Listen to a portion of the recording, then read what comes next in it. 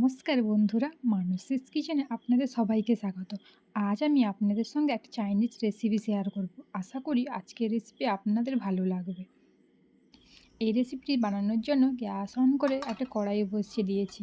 তার মধ্যে দিয়ে দিয়েছি পরিমাণ মতো জল। জলের মধ্যে দিয়ে দিলাম 1 টেবিল চামচ পরিমাণ লবণ, দিয়ে দিলাম 1 টেবিল চামচ সাদা তেল।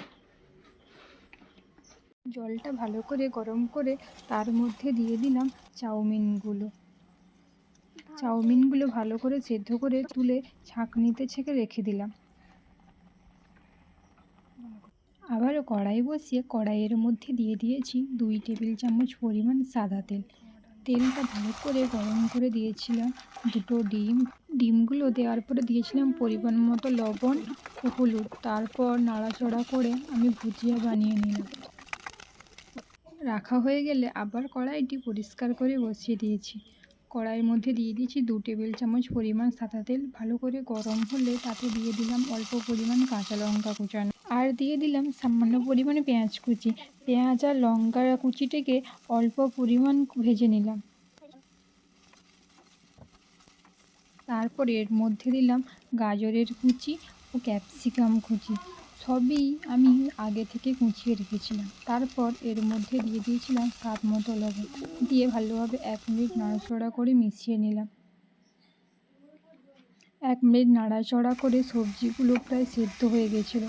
খুব বেশি ফ্রাই করব না।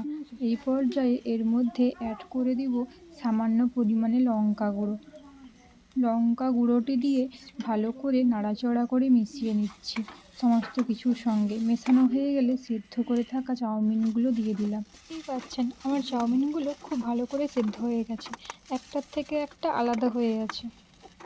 এরপর ভালো করে মিশিয়ে নেওয়ার পর এরপর দিয়ে দিলাম অল্প পরিমাণে চাউমিন মশলা দেওয়ার পর চাউমিনের সঙ্গে ভালো করে মিশিয়ে নিলাম। 2 থেকে 3 মিনিট নাড়াচাড়া করে নিলাম। গ্যাসের ফ্লেমটিকে বাড়িয়ে দিলাম। যেহেতু এটা চাইনিজ মশলা রেসিপি, তাই সবসময় হাই ফ্লেমে রান্না করতে হয়। এই পর্যায়ে এর মধ্যে দিয়ে দিলাম সয়া সস ও টমেটো সসগুলো দেওয়ার পর ভালো করে চাউমিনের সঙ্গে মিশিয়ে নিলাম। আপনারা এইভাবে চাউমিন রান্না করে দেখবেন, টেস্টটা খুব সুন্দর হয়ে থাকবে।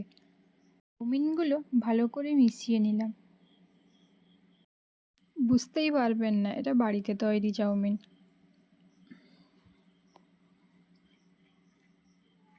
তারপর সসগুলো মেশানো হয়ে গেলে ভেজে রাখা ডিমের ভুজিয়াগুলি দিয়ে দিলাম। ডিমটাকে দিয়ে ভালো করে নাড়াচাড়া করে চাউমিনের সঙ্গে মিশিয়ে নিলাম। আমাদের চাউমিনটি রেডি হয়ে গেছে। এবারে আমি সার্ভ করে নিচ্ছি। দেখতেই পাচ্ছেন চাউমিনটি সুন্দরভাবে রেডি হয়ে গেছে। এটা দেখতে যতটা সুন্দর ততটাই ভালো খেতে। ভালো লাগলে অবশ্যই লাইক কমেন্ট করতে ভুলবেন না। টাটা।